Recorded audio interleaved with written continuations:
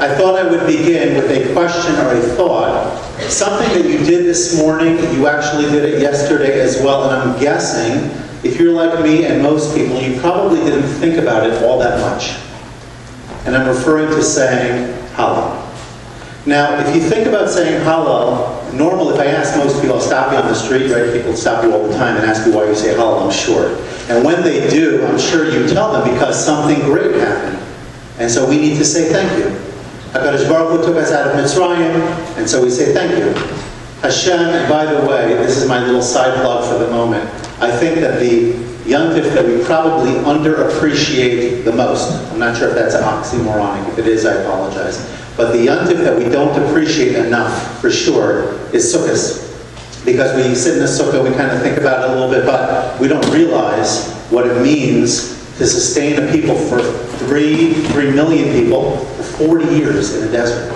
Imagine what that would require. Just think about for a second how many trips to the grocery store, how many trips to Home Depot, how many trips to the clothing store, all these various things, the nisim that HaKadosh Baruch Hu did for us for 40 years consecutively without interruption. And we kind of just assume that that happened. Yes, Klal Yisrael lived in the Midbar with tremendous names. We're going to come back to that a little bit later. So normally we think of Hallel and we associate it with a miracle. And then comes Rosh Chodesh. And we say Hallel every Rosh Chodesh. Sometimes once, sometimes twice, depending on the month. And the question that I asked, and I think many of you probably have asked it as well, is why? What's so special about Rosh Chodesh? Right? So yesterday you saw the moon, today you didn't see the moon, you will see the moon, you see the moon, you didn't see the moon, is there a moon? Right? And go back and forth. I don't mean to belittle Chas v'Shalom, but it doesn't seem like that much happened. And the reality is the moon never went anywhere, but from our perspective, it disappeared and then it reappeared. So Rav Hirsch says a fascinating idea, and something that I think we really need to give more thought to. He says when you look at the moon, again, from our perspective, it wanes, and then it waxes, which means it gets smaller, and then it gets bigger, and then it gets bigger, and then it gets smaller, right? It's a whole process. It reaches its biggest spot, if you will, in the middle of the month, and then it starts to decline again. And so from our perspective, it's getting smaller and smaller, and then it disappears. And then it reappears again. And Rav Hirsch writes that that is a beautiful metaphor, what we call a mashal, for the history of Klal Yisrael. Because there are times when things are on the upswing, when things seem to be extremely positive, things seem to be so wonderful and special, and getting better and better every single day. And then unfortunately we've seen many, many times, and our history has been long, and our galus has been long. And just in case you were trying to do the math, we know there were about 3,300 years since Maimon Har Sinai. About 2,000 of those 3,300 years we've spent in exile, we've spent in galus. To give you a perspective of what we're dealing with. And many, many, unfortunately, negative circumstances, at least the way that it appears to us. And yet we're still here. And no other nation has sustained multiple exiles. No other nation has been forced to endure the type of suffering that we've had to deal with. No other nation has had to deal with any of this kind of stuff. The hatred, the ongoing destruction, and all the various things that we know about and unfortunately have to learn about as well. Nobody's had to deal with that. And yet here we are, and we're on the upswing once again. Our numbers are growing, our connection to Yiddishkeit is increasing, and Baruch Hashem, we've seen a renaissance of Torah Judaism all throughout the world during the last 60, 70 years in particular, and it's a tremendous nace, and it's a beautiful thing, and it's something that we need to appreciate. So when we think about Rosh Chodesh and Hallel, it's that we connect back to this idea every month. That we have better days and we have lesser days. We have growing opportunities and opportunities to deal with adversity, and yet we're still here. And we continue to grow. And hopefully we'll continue along that pathway until Bez Hashem Mashiach will bring us back to Eretz Yisrael. So I wanted to share with you another similar idea, because it's really so powerful, and you probably have all encountered it multiple times, and maybe you've given it thought, maybe you haven't. But you all are aware, I'm sure, that when HaKadosh Baruch Hu talked to the Avos, and he told them about their future, he said, you will not be able to count how many children Klal Yisrael will have. And he uses different metaphors to describe that. Does anyone know any of those metaphors? Yes, please. Thank you. Like the stars in the sky. There are two others.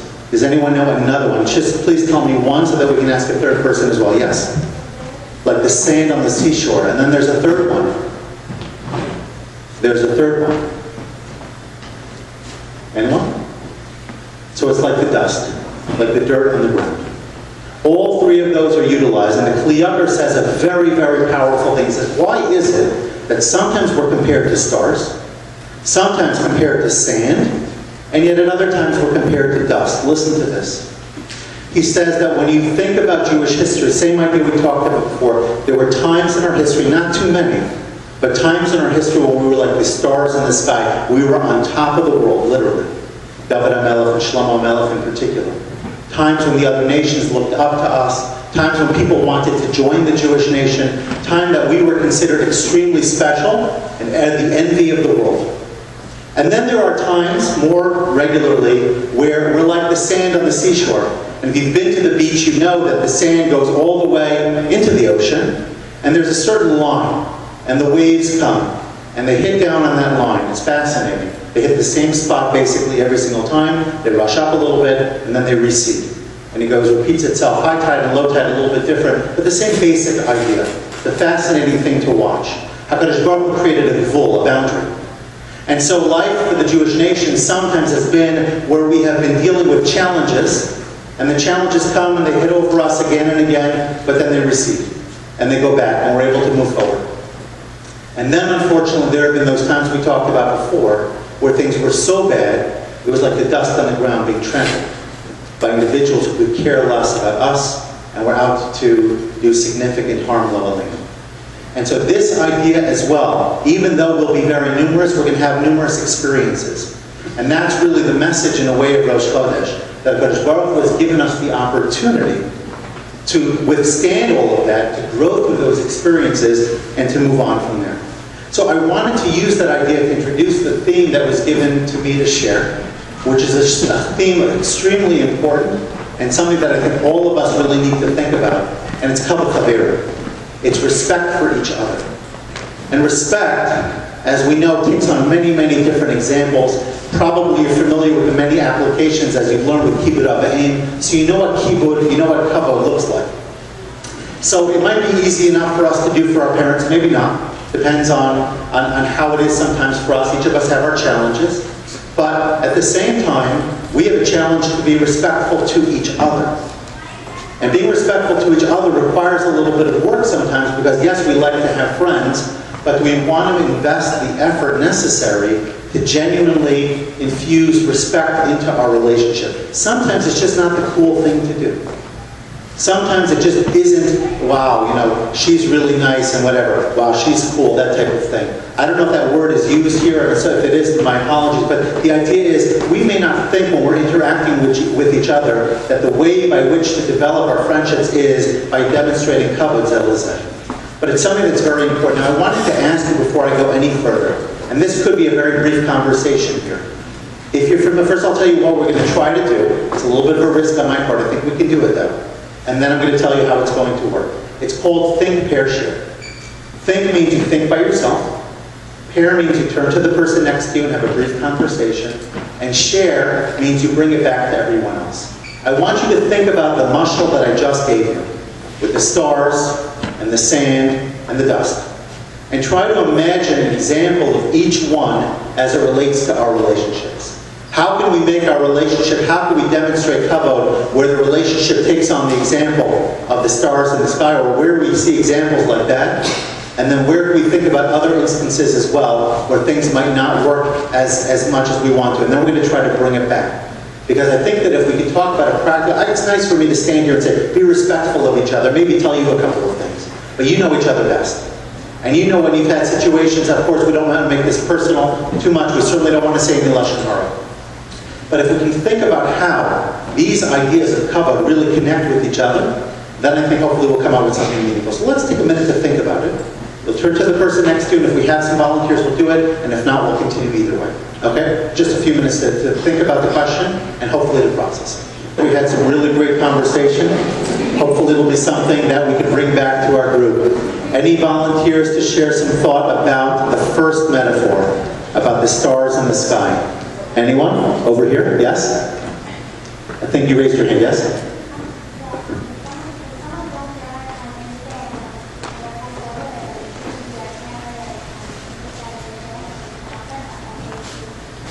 Okay, so you're talking about the sand metaphor. That's a beautiful example. So you should meet them. You should come sort of take a step towards them. Did I hear that correctly? When they're out there and they're dealing with their difficulties, you step towards them as if you're going out to the water? Yeah, beautiful. Thank you. Anyone? Let's stay with the sand since we're there. Yes? Yes?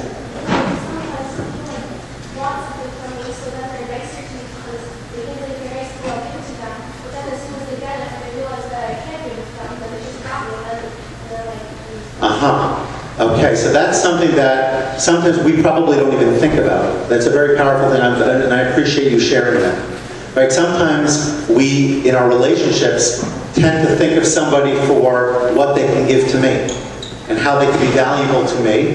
And if I don't see that value, then I don't see the purpose of continuing that relationship. That's something important to think about. Anyone else? I'm going to shift for a second because we are short on time. Anyone on the stars? Can anyone think of examples when relationships are going really, really well? When things are just humming, so to speak. You've never had that? I'm sure you've had it all the time, right? Okay. Maybe it just goes without saying. Is that what I'm hearing? Right? That you just are giving to one another. You're enjoying each other's company. You don't even necessarily have to speak to one another. You can just make eye contact or be in somebody's proximity. And that's enough to feel good about that relationship. Maybe. I'm speculating, but I'm guessing based on experience. Anyone want to talk about the other one?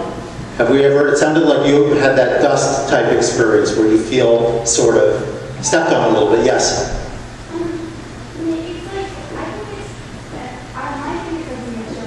Uh-huh.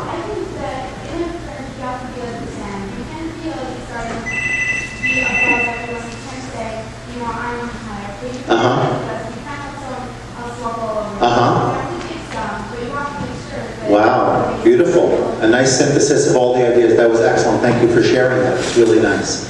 And I'm glad you said that also because all three of them are probably not just ways by which to position yourself, but they're also ways to navigate through the ebbs and flows, through the ups and downs. Because does anyone here have an experience where you've had a relationship that some days are really high and some days seem to be really the opposite and many days in the middle? Have you had that? So we've experienced that continuum of friendship and we know that it goes up and down. So the question becomes, how do we make it work? And how do we make it genuine and how do we sustain it? I'll tell you a couple of stories real quick. One of them is shared by Rav Eliyahu Dessler, who is a leading mashkia and Baal Musar in the last century, and he's really, in many ways, the father of modern-day Musar, so to speak. Rav Dessler talks about ahava, he talks about love. He says, you know, you ever heard the expression, I love steak. Anyone love steak? Does anyone here love pizza? You love pizza, right? So let me ask you, why do you eat it? If you love it, why'd you eat it? If you love it, you should take care of it. You should put your pizza in a nice frame, keep it in your room. What are you eating that steak for? If you love, okay, so you don't love the steak, you love yourself. Is that true? It's not about the steak, it's about me. And how does the steak make me feel good? Okay, fine. But Dessler says if you really want to love someone, listen carefully. Because we don't think in this way. America and modern society, Western society in particular, tells us the way that you develop love is you think about yourself. Rav Dessler says it's exactly the opposite. You think about somebody else and you give to them. By giving to somebody else, you start to see them as an extension of yourself. And you don't love anybody more than yourself. That's the way HaKadosh Baruch Hu wired you. It's not a bad thing. You need to love yourself.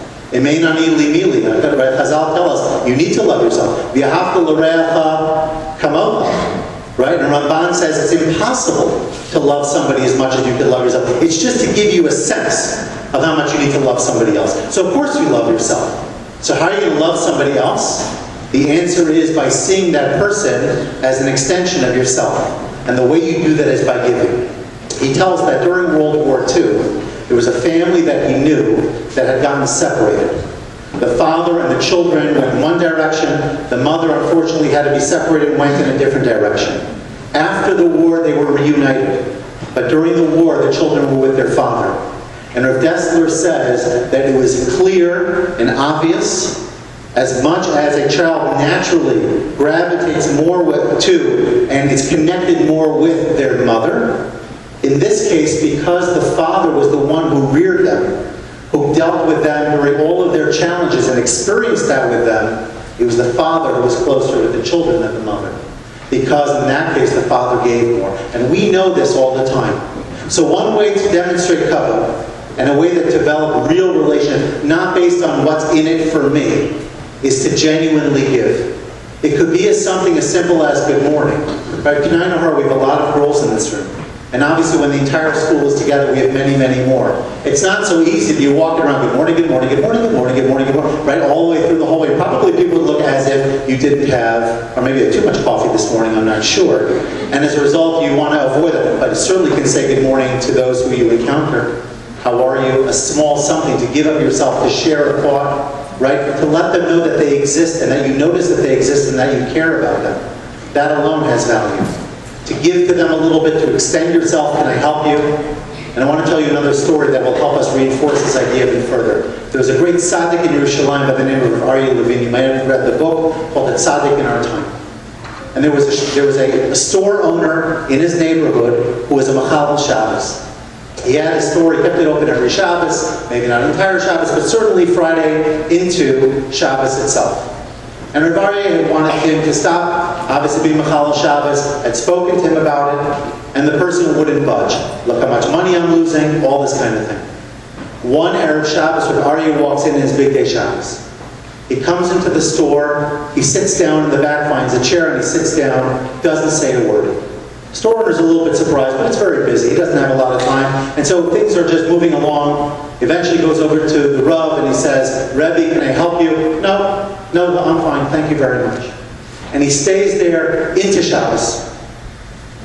And imagine the scene. It's a small little store, busy with people, Rav sitting in the back, not saying a word, in a special big day Shabbos. Eventually, Rav Aryeh Levin gets up to walk out. And he says to the store owner, I want you to know that I came to your store because I wanted to see what it was like for you to have to close your doors on Shabbos. And I really see that it's very busy here, and that you have the possibility of losing a lot of business. But I thought he came at Shabbos, and this is what HaKadosh Baruch Hu wants from us. And he walked out, and the man resolved at that moment never to open his store again on Shabbos. Because Aryeh Levin took the time to understand the situation, and that empathy, that connection, that feeling of, I understand what you're dealing with, was so powerful that this person who had no conception of Shabbos was not interested at all, from that point on, for the rest of his life, refused to open his store on Shabbos because of Rav Aryeh's words. So we have an opportunity. You see somebody, they look a little bit down. Or maybe they're doing something that is a little bit unusual, and the natural inclination is to say a remark, to make them feel bad, to put themselves down, maybe so that you can put yourself up. And sometimes we use other people in that way. But if we can think about what it means to give, if we can think about what it means to be empathetic, to understand another person, to really know that they have a perspective too, and if I only would ask, maybe I'd find a whole different angle, a whole different perspective that I never realized. I never realized. You know, I wasn't going to say this, but I'm going to mention it quickly. There's a person, not a Jewish fellow, and he wrote a book on leadership and on healthy living and all of this. He said one time he was on the train in New York. It was late at night. There's another person on the train. He's got some children, and they're running around making a big ruckus. He was going to go ahead, and he was going to spend some extra time, this first person, spend extra time with his wife, go on vacation somewhere. He was really looking forward to the weekend, and he just was bothered so much that this other person let his kids running all over the railroad, the train car. And he's like, you know, it would really be nice if you kept your children to you and didn't let them run all over the place. And the man who was sort of like in a different space said, you know, unfortunately, they lost their mother today. We're just coming back from the hospital. And so he felt terrible, as you can imagine. Because here he went ahead and had one agenda, mine. He didn't realize that this other person came from a whole different perspective. And that's what it means to think about somebody else. So as we talk about this week's theme, this month's theme, which is Kavod Chavera, realize the specialness in every person. Realize that if you want to connect with them deeply, you have to give. You cannot simply take. And realize that they have stories and they have situations and they have realities that you're not aware of possibly. And with that extra insight, with that extra care, with that extra giving, you may have a whole different perspective on how to make somebody else's day better, how to make a relationship deeper, and how to feel more connected with one another.